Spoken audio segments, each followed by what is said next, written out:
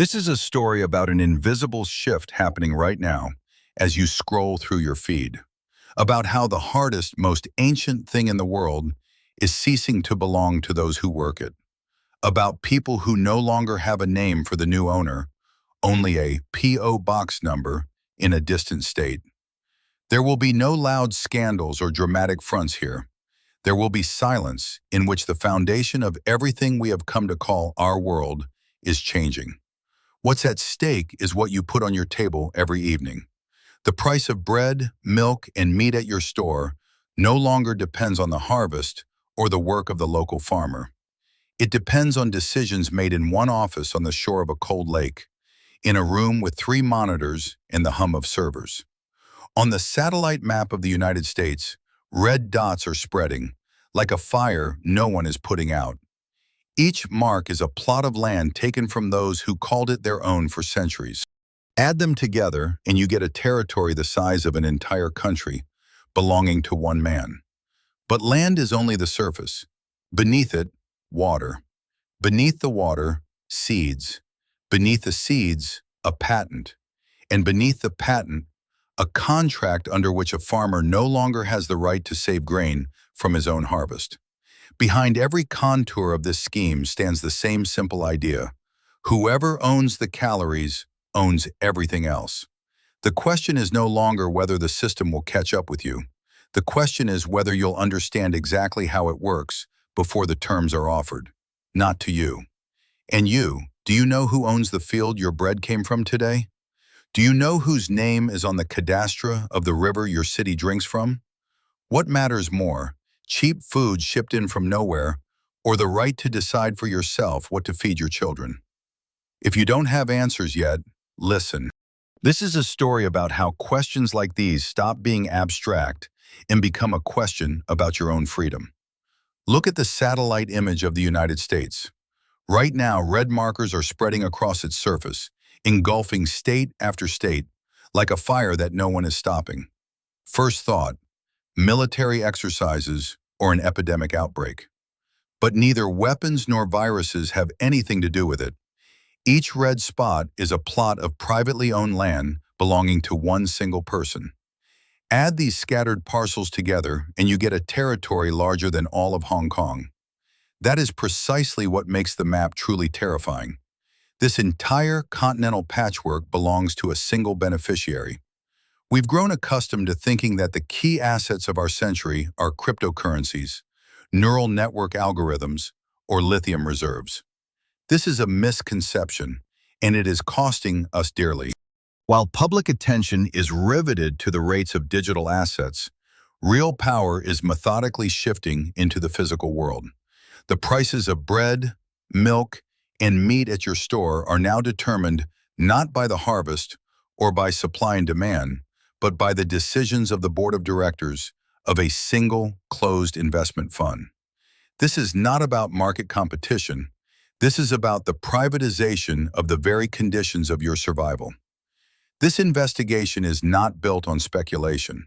It uses open-source intelligence methods, cross-referencing land registries, tax filings, and corporate documents.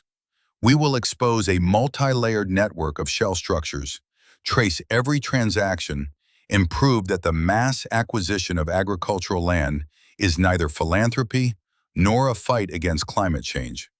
It is a cold-blooded plan to establish a monopoly over a resource whose scarcity is only growing.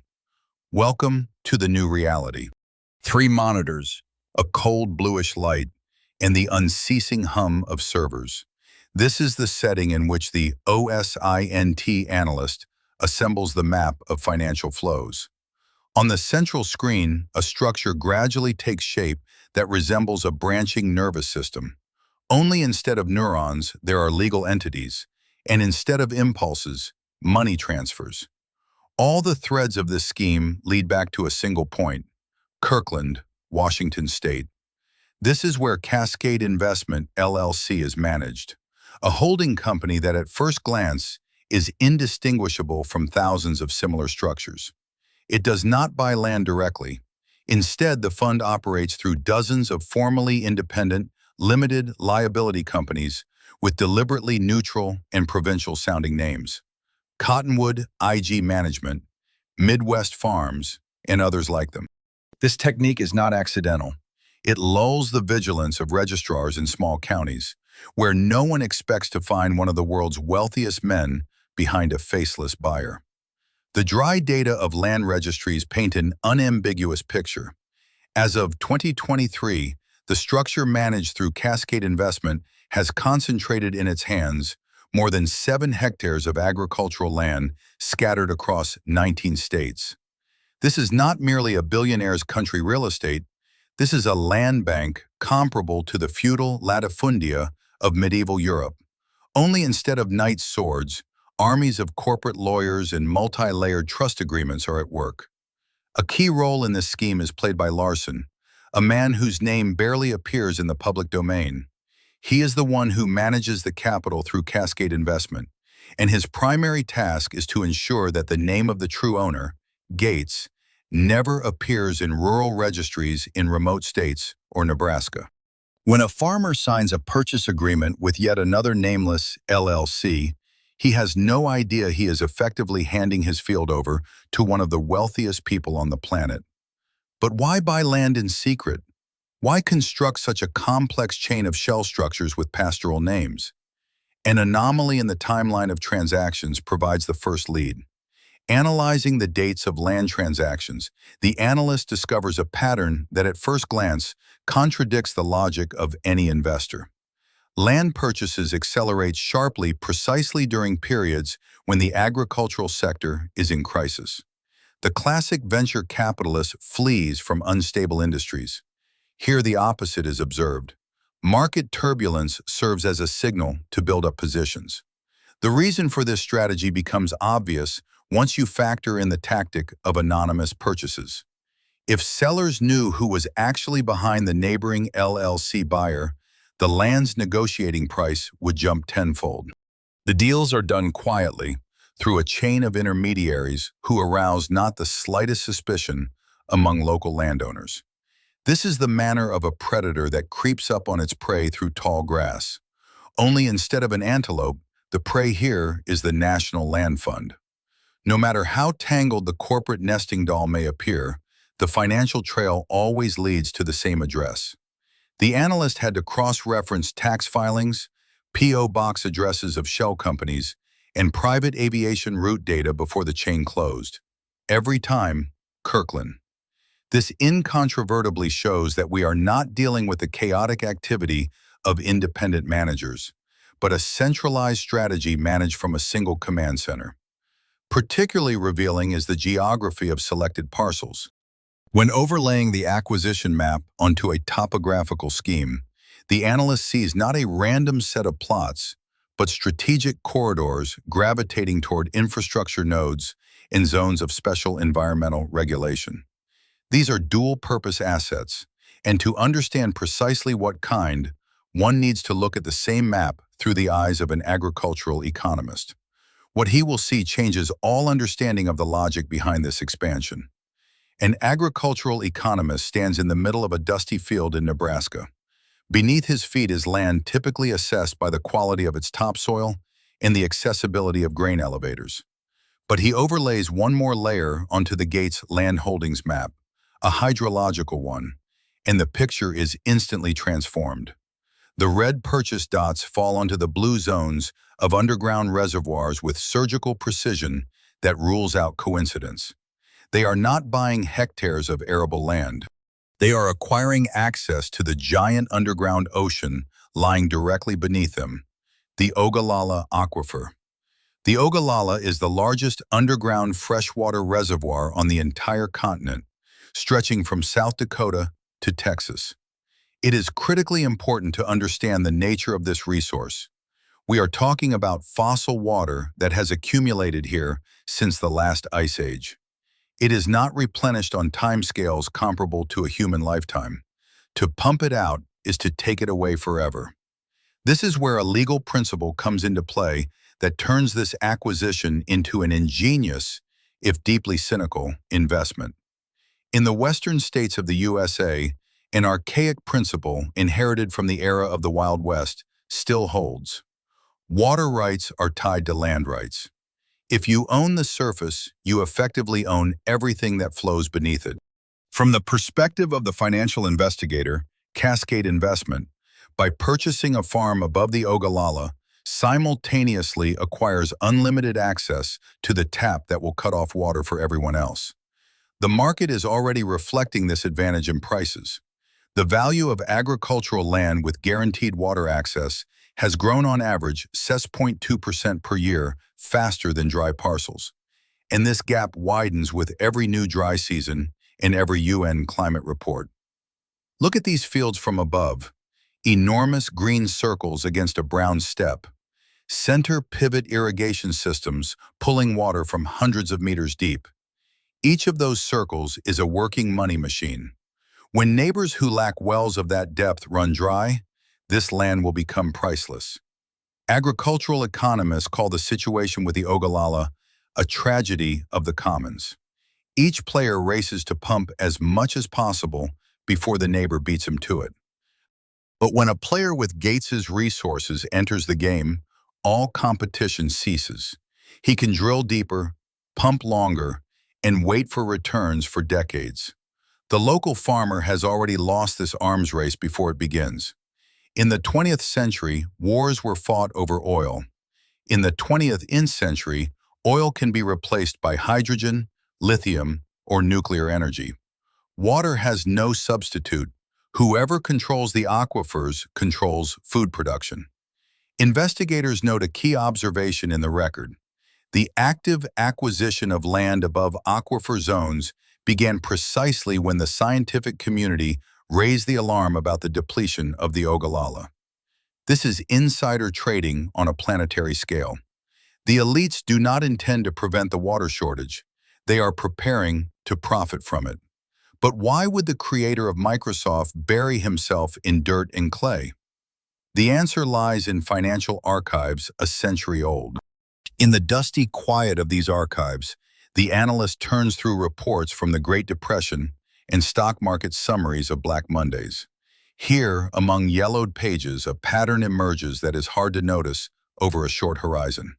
Land is the only asset in history that knows how to survive when empires collapse. We have grown accustomed to seeing Gates as an icon of the digital age, a man whose fortune was built on intangible values, software code, licenses, cloud services. And that makes the paradox discovered when examining the structure of his personal portfolio all the more striking. A man who built his capital on virtual assets suddenly begins frantically buying up the most material, heavy, and conservative thing in the world: topsoil. The analyst overlays the growth chart of the AT sector onto the price dynamics of American arable land over the last 30 years. The result looks like the cardiogram of a healthy person next to an epileptic seizure. The technology market soars and crashes on a single tweet or quarterly report, while land draws a boring but relentless line upward. In financial circles, this is called negative correlation. When the stock market plunges and investors flee in panic from paper assets, it is land they turn to for safety. Agricultural land has historically demonstrated a remarkable resilience to stock market crashes. It is a bunker where the price per hectare of quality farmland often doesn't even flinch while blood flows on Wall Street. The numbers speak for themselves. Since 10,000 Devanonda, the average return on American arable land has been around 10% annually with minimal volatility, a figure higher than most bonds. For a capital manager of Larson's caliber, this is not just an attractive investment, it is an insurance policy against the end of the world. Here, the iron physics of demand is at work. You can choose not to buy a smartphone, you can let your streaming subscription lapse, but no one can afford to skip eating 3 times a day. Food sits at the foundation of the pyramid of basic human needs, and whoever controls the factory that produces calories manages the only commodity whose demand is guaranteed by biology, not by marketing. Gates is not alone in this. Warren Buffett, the Oracle of Omaha, has for decades championed the same principle. Buy productive assets. Gold locked in a safe simply sits there and produces nothing. A farm, on the other hand, works continuously, turning sunlight and water into a commodity. It is an income-generating machine that does not depend on a Federal Reserve meeting. It is precisely the actions of the Fed that make billionaires most nervous. When the government pours trillions of unbacked dollars into the economy, money turns to dust. Inflation eats away at bank accounts. Land, however, reacts in the opposite direction. When the dollar loses value, land's value rises automatically to compensate. It is the perfect hedge, a financial shield against currency erosion. The analyst notices one more detail in Cascade Investment's documents. Major transactions suspiciously coincide with periods of maximum stock bubble inflation. This looks like a systematic withdrawal of capital from the risk zone. While the retail investor is buying overvalued tech company stocks, smart money quietly flows into land. Behind this is the Cantillon effect. Money injected into the economy from above first reaches the elites, who manage to buy real assets at still pre-inflation prices, long before price increases hit ordinary people. Land possesses one more property inaccessible to any digital asset. It is finite. No central bank can print new hectares, and no metaverse project will create additional fertile acres. God, as old farmers joke, no longer makes land. With supply shrinking due to erosion and development, and demand growing exponentially, we are dealing with an asset that cannot but increase in value. Yet if this were merely about capital preservation, it would be enough to simply lease the fields and clip coupons. Something fundamentally different is happening in the fields of Nebraska. An agricultural economist stands at the edge of a field in Nebraska and watches a scene that just 10 years ago would have looked like a frame from a science fiction film. Across the dusty plain moves an enormous green John Deere tractor, the cab empty, the steering wheel turning on its own, obeying a satellite signal. Behind it, drones hover over the field, scanning every centimeter of soil. This is no longer agriculture in the familiar sense. For a Silicon Valley engineer, this field is not dirt and clay. It is a structured data set, hardware to be optimized. The tractor, packed with LiDAR sensors and spectral cameras, is not just plowing, it is scanning. Every plant, every centimeter of soil becomes a digital data point on a remote server. This is where the answer to the paradox that plagued analysts lies. Why would the creator of Microsoft enter agribusiness? He hasn't changed his profession, he has scaled his approach. Gates and his fund are actively investing in precision agriculture startups that apply artificial intelligence to analyze soil biochemistry. In essence, a new operating system is being built. Only instead of code, its carriers are nitrogen, phosphorus, and water. The agricultural economist sees on the tablet screen what is hidden from the naked eye. Streams of telemetry with readings of moisture, acidity, pest presence, all being digitized in real time. In the IT industry, this is called big data. The corporate logic is simple. Whoever is first to accumulate a complete database of how food grows in a changing climate will hold the key to governing global food supply. But to train a neural network, you need a testing ground. Conducting secret experiments on someone else's farm is impossible. An independent farmer will ask too many questions or intercept the idea. Owning the land allows Cascade Investment to turn hundreds of thousands of hectares into a closed R&D laboratory, where behind the fences of private property, algorithms are field tested that will tomorrow become the industry standard. The central element of this strategy is a project almost unknown outside narrow circles. EG1, a centralized digital platform for agricultural management. Imagine a global cloud service for farmers, where decisions are made not by a person with knowledge accumulated across generations, but by a faceless algorithm in Washington state. For millennia, agriculture was sustained by intuition and the transfer of knowledge from father to son. Now that knowledge is being expropriated and turned into a subscription service. Owning the land allows proprietary technologies to be tested without the need to negotiate with independent producers, creating a black box model. You upload data about your field, and the system issues instructions on exactly what to do and when. The tractor applies fertilizer with surgical precision, changing the dosage every half meter. This is economically efficient, but simultaneously creates technological dependency. To compete with Gates's agro holdings, an ordinary farmer is forced to buy the same equipment and the same services, closing the loop. You buy land to field test technologies that make traditional farming unviable, then buy out bankrupt neighbors and expand the testing ground. This is not just a corn-growing business, it is the capture of an industry standard. Just as Windows in the 90s became the mandatory environment for office operations, these fields are becoming the mandatory environment for calorie production. We are witnessing the Uberization of the plowland. Only instead of taxi drivers, there are tractors, and instead of roots, the vegetative cycles of plants. Land and robots, that is only hardware. The real power is hidden in what exactly is sown into that land. The silence in the sterile laboratory weighs heavier than the roar of a diesel engine in the field. If land and robotic tractors are, in the language of Silicon Valley, merely hardware, then here, under the lens of an electron microscope, the software is being created, the operating system for the biosphere. The analyst studies the financial flows and sees the inevitable logic. Any computer is useless without software. This is a lesson Gates learned back in the 80s, when he was selling not computers, but Windows licenses. Now the same business model is being transferred to living nature. In the magnified image of a wheat kernel on the monitor, we see no longer just a source of life, but a patented intellectual property object. The traces of financial transactions lead to the company GNKA Bioworks and to a number of other biotech startups where Cascade Investment serves as the key investor. In their press releases, this is called cell programming. To the analyst, it sounds like a direct admission.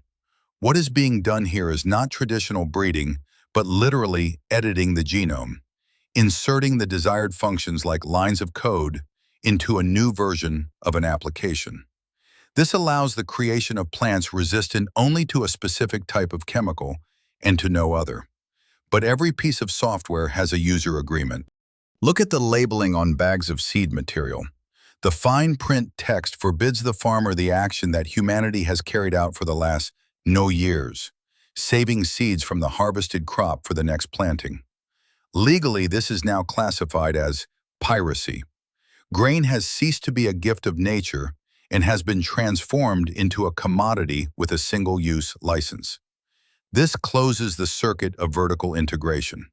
Imagine the position of a farmer renting land from Gates's structures. You work his field, you use his digital platform for soil analysis, and now you are required to buy his modified seeds because no other variety will yield the needed margin here or will prove incompatible with the chemicals being used. This is the perfect trap. Changing suppliers is impossible because the supplier owns the very environment in which you exist. Patent Office documents confirm genome editing technologies allow genetic timers to be embedded in a plant. It is theoretically possible to create crops that become sterile in the second generation without any legal prohibitions by the forces of biology itself. This is the analog of DRM protection for digital files, only built into a living cell. Owning the land allows Gates to fast-track the deployment of these technologies, bypassing lengthy negotiations with independent farming communities. Worthy of special attention is the fact that these modified crops are not created to feed the hungry. They are created for processing. This is a raw material base. Investor reports show a clear connection. The land is sown with soy and corn, perfectly suited for deep industrial processing into texturates and isolates. In this scheme, the traditional farmer who stores heirloom seed varieties becomes a system error, a bug to be eliminated. The corporate machine tolerates no autonomy. If you have your own seeds, you are independent.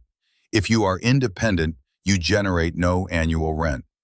Financial data show that the land grab allows such independent producers to be squeezed out by purely economic methods, creating zones cleared of traditional agriculture. Land plus seeds equals absolute power.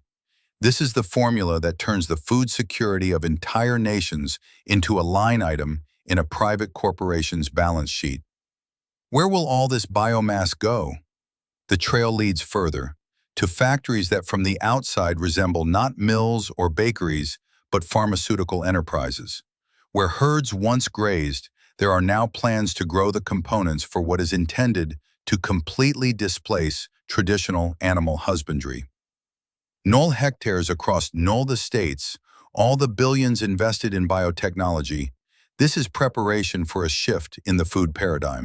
For an agricultural economist standing at a modern supermarket shelf, what is happening here looks not like a concern for health, but like a technological coup. Beautiful packaging imitating the texture of a steak or chicken fillet fibers hides the decade's principal transformation. Inside, there is not a gram of animal protein. We are transitioning from raising animals to assembling food. Where once the supply chain began with a calf in a meadow, it now begins in a chemical laboratory that requires enormous volumes of specific plant raw materials. This is precisely where the logic of Cascade Investment's land portfolio closes. For a long time, analysts wondered, why acquire thousands of hectares in states with historically established livestock farming if there are no plans to raise cattle? The answer lies on the surface. To feed the bioreactors of companies like Beyond Meat or Impossible Foods, uninterrupted industrial supplies of soy, peas, and lupins are needed. The traditional cow has been declared the #1 climate criminal. In the new economic model promoted by Silicon Valley beneficiaries, the animal is an inefficient intermediary. Why feed a ton of soy to a bull for 100 kilograms of meat when you can load the same soy into an extruder and get 800 kilograms of a meat-like product? It is a question of margin. Gates has repeatedly and publicly articulated this thesis. In an interview with MIT Technology Review, he stated plainly, all wealthy countries should switch to 100% synthetic beef. This is not a futurist forecast, it is an investor's directive. The key word, 100%. Such a total transition requires not merely a change in taste preferences, but a complete redesign of North America's land use map. This is the classic scheme of economic displacement. Traditional livestock farming, burdened with environmental taxes and regulatory requirements, becomes unprofitable. The cattle farmer goes bankrupt. His land is bought up by a major fund. And now, in place of centuries-old pastures, genetically modified soy monocultures tailored for processing into protein isolate are planted. The circle has closed. Control the land, control the raw material. Own the patent on the final product, own the market. From the investigator's perspective, we are witnessing the formation of a protein monopoly. Previously, meat was produced by millions of independent farmers, a decentralized market beyond the control of any single office. Synthetic meat is produced in dozens of giant factories belonging to several corporations, and by owning the land that supplies the raw materials for those factories, you hold your finger on the pulse of an entire civilization's hunger. The agricultural economist sees the consequences of this strategy with his own eyes. Soil turned into a substrate for biomass cultivation degrades faster. Soy monocultures require enormous quantities of pesticides and fertilizers, unlike the closed cycle of pasture livestock farming, which maintain fertility naturally. But for the financial report, this is irrelevant. All that matters is the volume of protein output per hectare, and efficiency is measured by the speed of capital turnover. The alternative protein market is a deep processing market where added value is created not in the field, but in the factory. The farmer is reduced to a mere supplier of cheap raw materials, entirely dependent on the purchase prices dictated by the owner of the technology. It is the same model as in IT. There is the software developer raking in super profits, and there are the hardware assemblers working for pennies. Gates has transferred this model to food. But what to do with land unsuitable for intensive soy cultivation? The arid parcels in the western part of the country. Here the financial logic takes its most cynical turn. For any traditional agrarian, an abandoned field is a loss. But the OSANT analyst, looking at satellite images of uncultivated parcels in the fund's portfolio, sees not mismanagement but an asset that in the new economic reality begins generating income without any production whatsoever. We have arrived at a question that at first glance seems absurd. How do you monetize land when you have chosen not to grow food on it? The answer is hidden in an invisible but tightly regulated substance: carbon. Look at the green zones on the map of the fund's holdings. From a food security perspective, they are dead weight. But from a financial reporting perspective, they are an air factory. The carbon credit mechanism has turned ecology into a financial market instrument. Corporations that pollute the atmosphere are required to offset emissions. They cannot shut down their factories, so they buy indulgences, the right to pollute from those who absorb that carbon. And here Gates's lands become a giant bank, issuing the currency of the new world. The analyst exposes the cynical mathematics of this process. The carbon credit market allows landowners to receive direct payments for implementing regenerative farming methods. Most often this simply means abandoning deep plowing or placing a parcel in conservation. The land sits idle, overgrows with grass, while the management company's accounts receive tranches for every ton of sequestered carbon, the perfect passive income. Let us trace the money. Who are the primary buyers of these credits? The largest technology companies, including Microsoft, which has publicly committed to achieving carbon neutrality by 2003, said. This generates a scheme striking in its circularity. The company founded by Gates pays for environmental quotas to the structures that control his own lands. The money is moved from one pocket to another, but in the process it is laundered of taxes and acquires the status of ecological investments. Financial intelligence sees here a classic transfer pricing scheme wrapped in the packaging of saving the planet. You pollute the air with your servers, then pay yourself for absorbing that pollution on your own fields.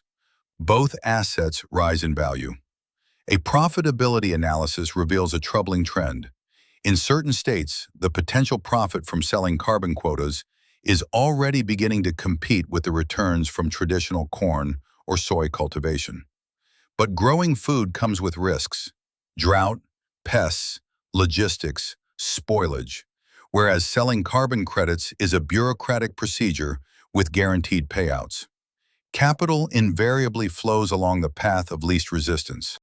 We are witnessing the birth of a class of carbon rentiers, resource owners who withdraw land from agricultural circulation for the sake of air speculation on the stock exchange. Every hectare allocated to carbon conservation is one less hectare feeding the population, which inevitably pushes food prices upward. To obtain the status of a carbon sink, land often requires no investment at all. No equipment needed, no workers needed, no grain elevators needed.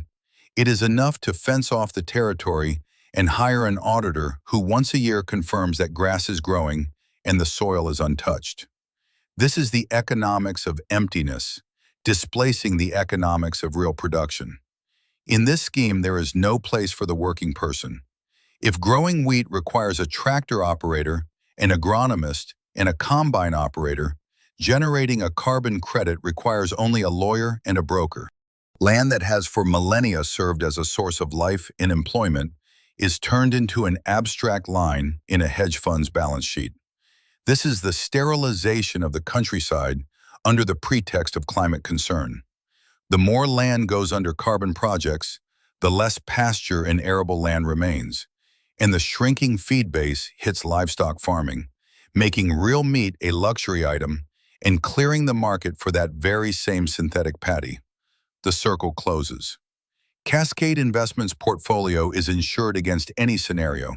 Food prices rise, profit from the harvest. The climate agenda tightens, profit from carbon quotas. The dollar collapses, preserve capital in land. This is an unlosable lottery whose tickets were distributed among billionaires long before the drawing began. But this flawless financial construction has a side effect, plainly visible on the streets of small towns in Iowa and Nebraska. Come down from the financial heavens to the ground, to this emptied town on the border of Iowa and Nebraska.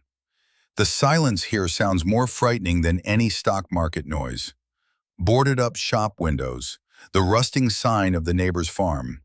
These are not the set pieces of a disaster film, but the direct consequences of those brilliant hedging strategies we analyzed above. While Seattle offices celebrate rising asset values, here on the ground, a quiet cleansing of the territory is taking place. The agricultural economist, looking at the empty Main Street, sees not a crisis but a social murder.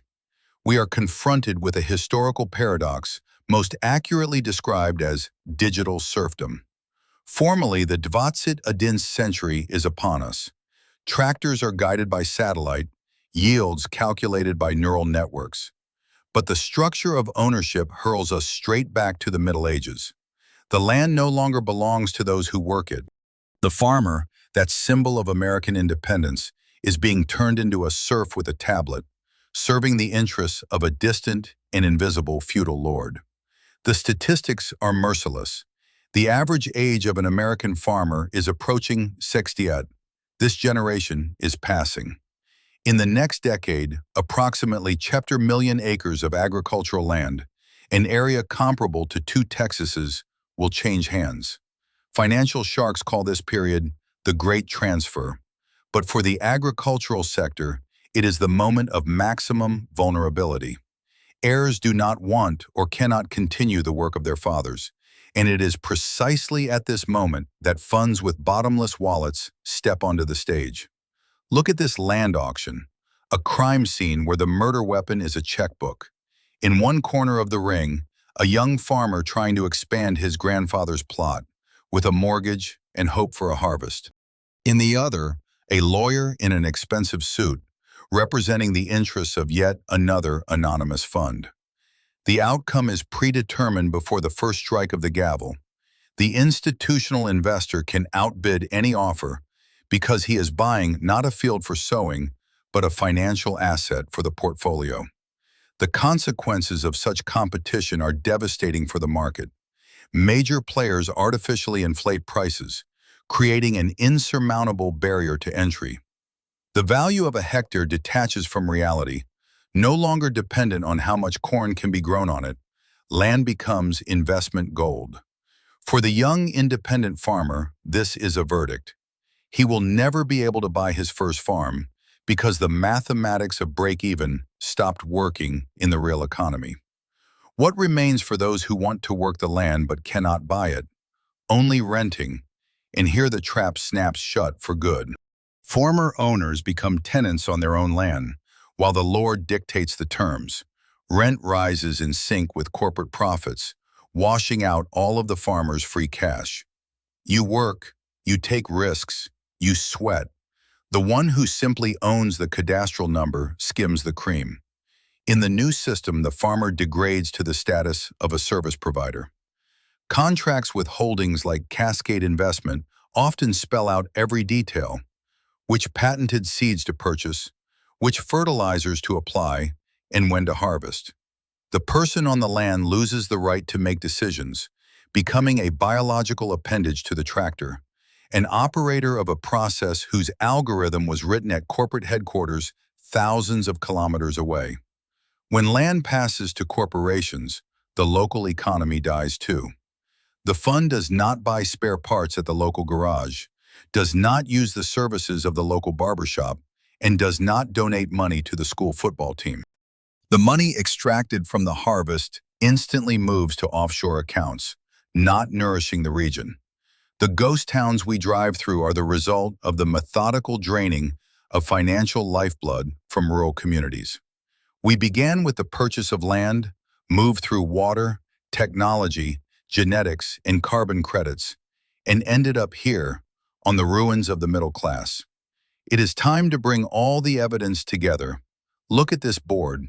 Each fact in isolation, the land grab, seed patents, investments in water resources, satellite agriculture, can seem like a scattered business decision.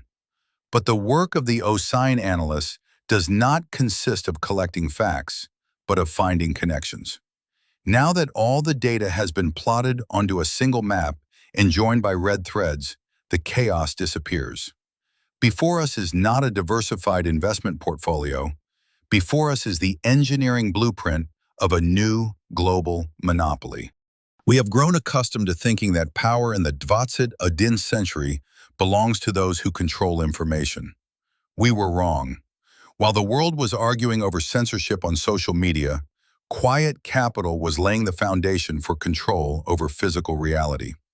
What we see in this map is an attempt to privatize the operating system of humanity. This is not about computers. It is about the basic biological cycle: water, soil, genetic code, fertilizers, logistics. All of this now funnels into one single office. This is the final diagnosis: total vertical integration. In classical capitalism, the farmer buys seeds from one company, a tractor from another, and sells the harvest to a third. In the model being built by Cascade Investment, the farmer as a subject disappears.